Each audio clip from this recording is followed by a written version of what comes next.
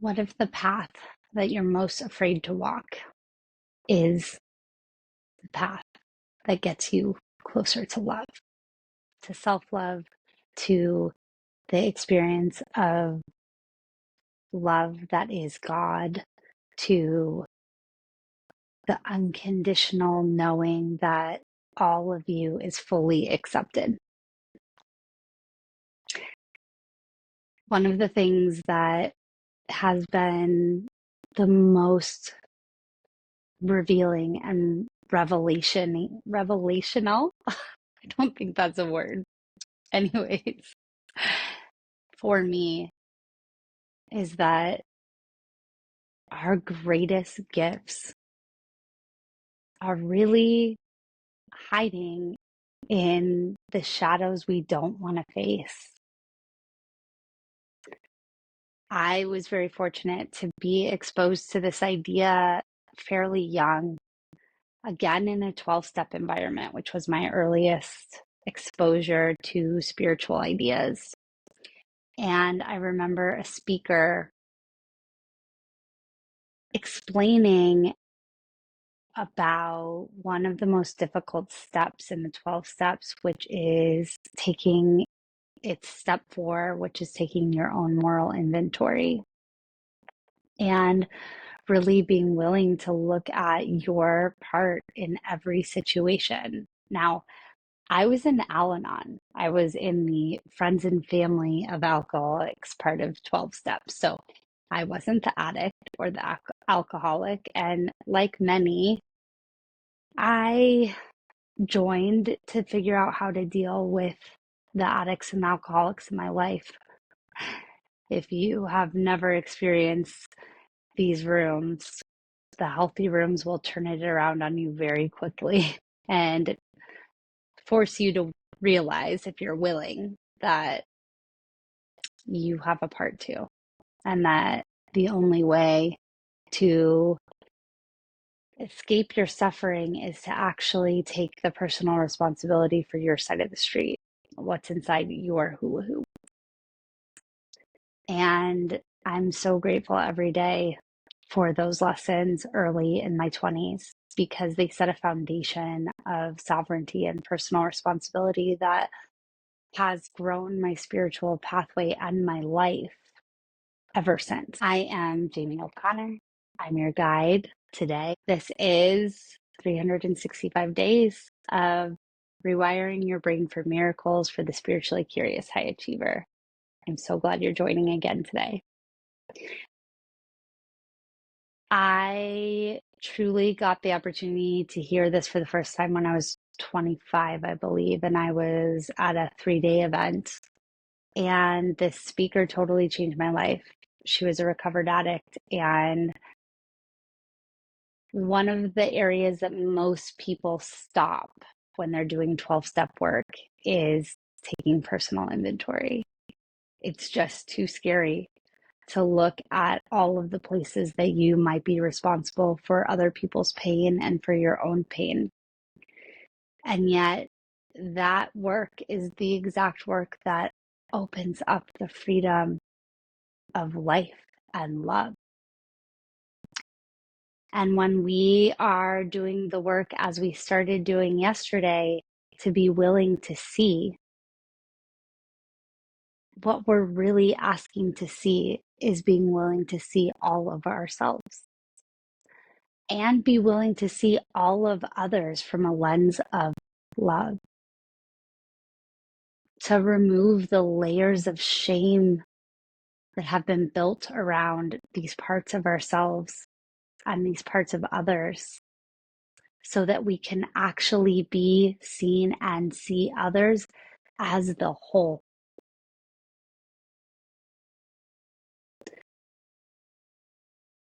It's really our deepest desire to be loved for all of who we are and to love others for all of who they are. And yet we can never experience being loved as our whole self if we aren't even willing to see our whole self. This lesson today is a really powerful one for me. It's the core and foundation of my life and my spiritual journey in so many ways. I'm going pretty off book from the original Course in Miracles. I don't love this lesson in the book. And I'm going to bring to you insights from my own psyche and from one of my greatest teachers, Richard Rudd of the Gene Keys. I personally love the Gene Keys in so many ways. Not everyone is into it. It is an astrology-based system.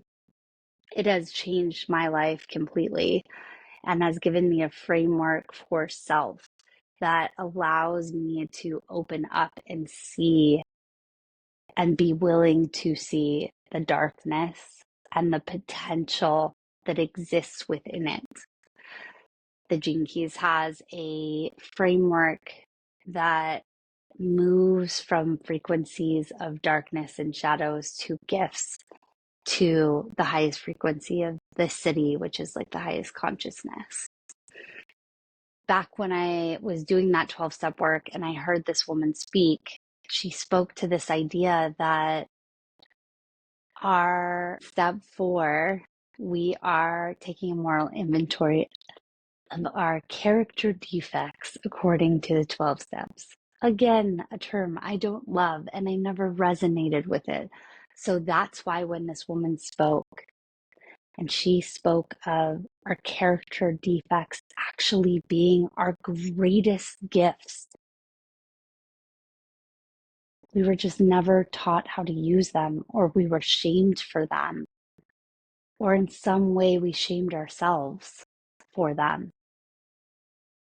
And they got twisted. And she gave all these examples of how something we may put in our moral inventory of how we had hurt and wronged others, or behaviors that had done that, that if they were taken in a healthy way, if they were in a healthy environment and we were in a healthier container of our own selves and bodies, they would actually be incredible gifts. This was life-changing for me. And like I've said, it set a foundation that I hope is helping you to see how you can go about life and experience and the parts of yourself that you may not love so much a little bit differently. I'm going to give one more analogy on this that I like to talk about a lot. I think it really helps give context to what could have happened in your life with these things. So I like to imagine that you were born with a hammer, and in your youngest years, all you learned was how to use this hammer to hurt people or break things. Maybe it's all you saw, or no one ever showed you any other way. And you kept getting in trouble for this.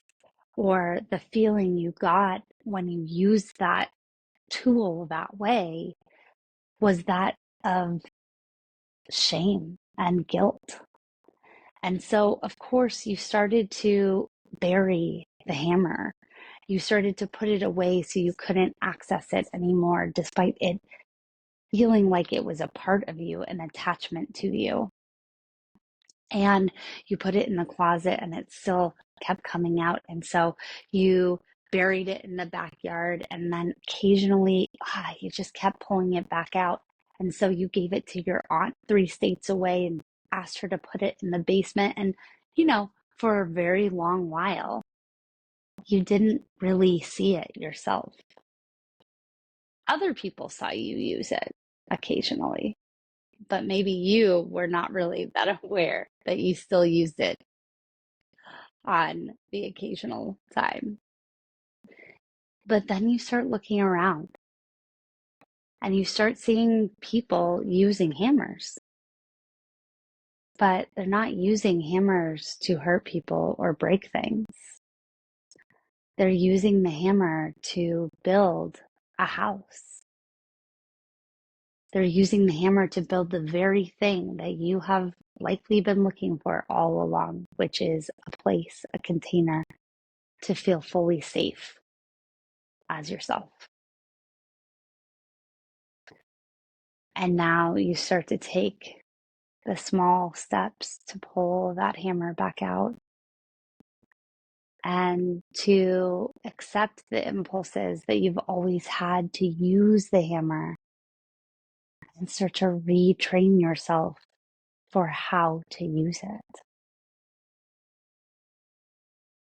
And it turns into your greatest gift.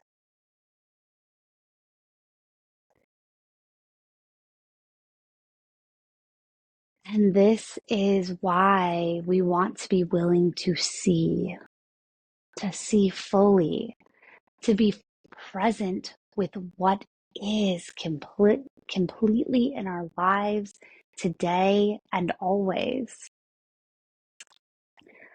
To be present and not disassociate when something comes up that is filled with shame, but instead learn to recognize that feeling of shame and guilt.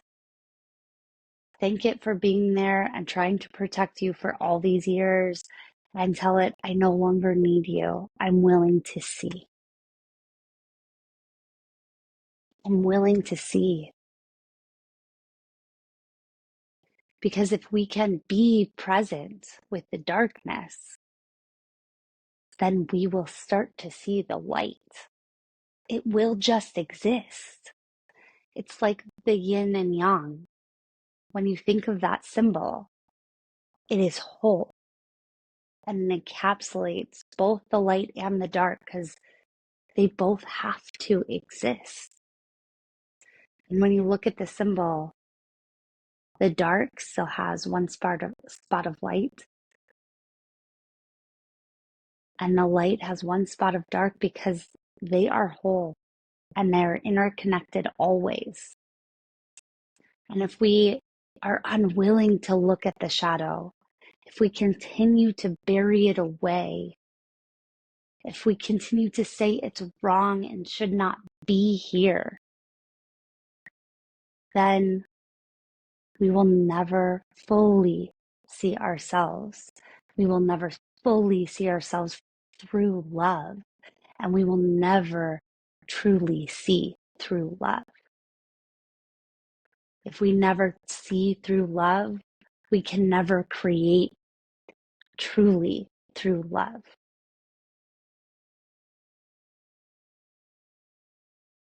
This is the first step. I'm going to read to you a quote from Richard Rudd. It's from the 30th gene key, which happens to be my radiance gene key, which is a core piece of my profile. And that speaks to what makes me healthy and unhealthy. This is the gene key that moves from the shadow of desire through the gift of lightness to the highest consciousness of rapture. And it's the lightness of life, of the joy that we really want to experience in everything we do, in our work, in our life, in our experience with our families and our friends. And it's when we take life so seriously and we want to control it so much and have the answers all the time. It's impossible to experience that lightness. And it's when we shame ourselves for our deepest desires. When we say, oh no, that's not okay to want that or need that or for me to have that. We can never experience joy and lightness when that shaming exists of all of our desires, because desire is a human experience. And it is actually the pushing away of our desires rather than the full acceptance of what is that creates the suffering. So this quote from the Gene Keys book, I feel like encapsulates a lot of this discussion. He says, you have to come to a deep realization of your own mortality and weakness in order to realize that true strength lies in simply trusting. Life is having its game through you, and you are simply a genetic pawn in the game. You have to become utterly helpless. It is not that you become a helpless victim, but that you realize you are beyond needing help.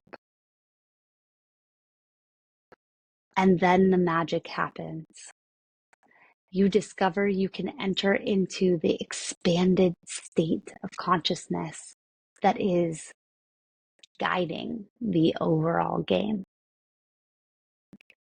Is that not what we're trying to do here? Rewire our brain for miracles, rewire our experience of life for joy and lightness and miracles.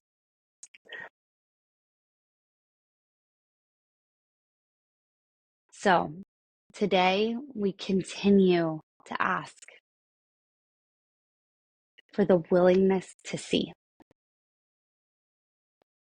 If you like to move it into more of, I am determined to see, I encourage you to do that. I am willing to see. I am determined to see. If you'd like to add in the practice of intentional time, searching your mind for experiences that have emotionally upset you before, and then labeling that experience and say, I am determined to see. I am determined to see through love. And allow what comes up to come up. Allow that view of that experience to be transformed in whatever way it's going to be. I would encourage you to do that practice 3 to 4 times today, if you're able, for just a minute or two at a time.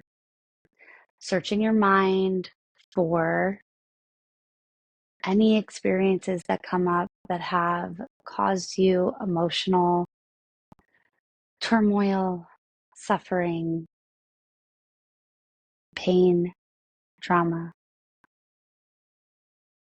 Anything that's willing to come up. You don't have to force it. What's ready to be seen will be seen. What's not will not. Don't force anything to come out. And if nothing comes out, that's totally fine.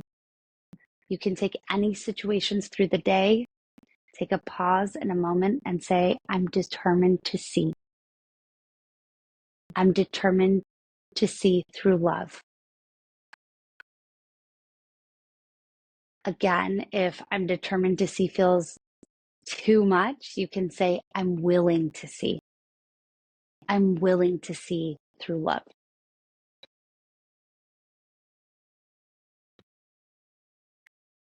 And now we'll end this practice with a little bit of a meditation. So I would love for you to get comfortable wherever you are, connecting your body in some way to the ground, allowing yourself to become fully present with where you are, noticing the weight of your body on that location. And starting to take some really deep breaths in, filling your body all the way down to that location where you're connected to the ground, and up from there, slowly releasing twice as long as you let in. Continuing with this breath, filling your body, releasing twice as long as you let in. Noticing how your tongue relaxes, back of your throat relaxes,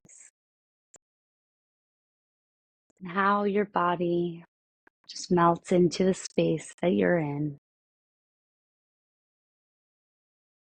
Continuing to take those long breaths, filling your body up, slowly releasing twice as long as you let in. Allowing your mind to let go of any thoughts that are present, tasks that need to be done, letting them go for now as you give yourself this time and space. Repeating to yourself whichever phrase fits you best. I am determined to see. I am determined to see through love. Or I am willing to see. I am willing to see through love. Repeat this phrase to yourself out loud or in your mind 3 times.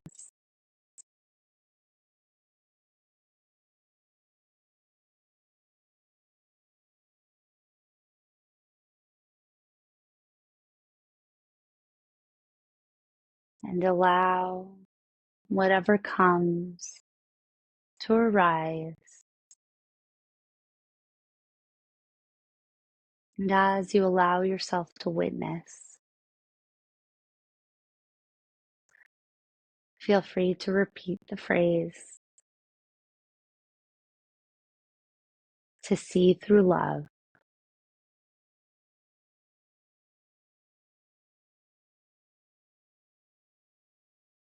And notice if any parts of these experiences change. Your feeling around them changes. Your experience of love within it rises up.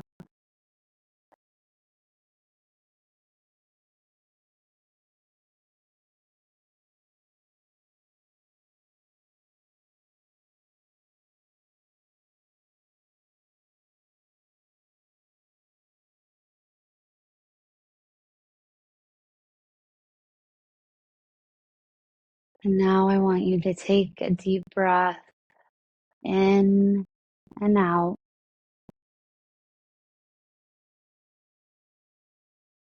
And allow yourself to slowly drift back fully into your body, becoming present again with the weights where you're connected to the ground.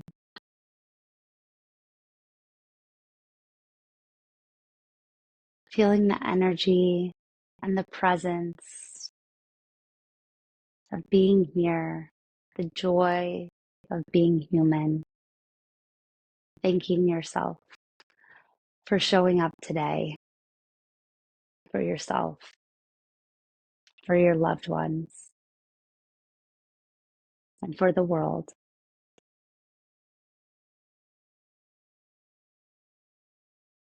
This was day 21 of Rewired. I'm your guide, Jamie O'Connor. I'm looking forward to day 22 tomorrow. Thank you for your devotion and your dedication, your willingness to show up and be committed, and your discipline. If you've stumbled upon this video somewhere on the internet or the audio, thank you for joining us. This is part of the 365 days of daily practices to rewire your brain for miracles, particularly for the spiritually curious high achiever. If you're interested in receiving daily videos to your inbox, please go ahead and sign up at inspiredfocus.link/rewired. There you can sign up for a very inexpensive rate for the whole year, and we'll have the opportunity to join an accountability group and community, or do it on your own. I'd love for you to join me again tomorrow for day 22. See you then.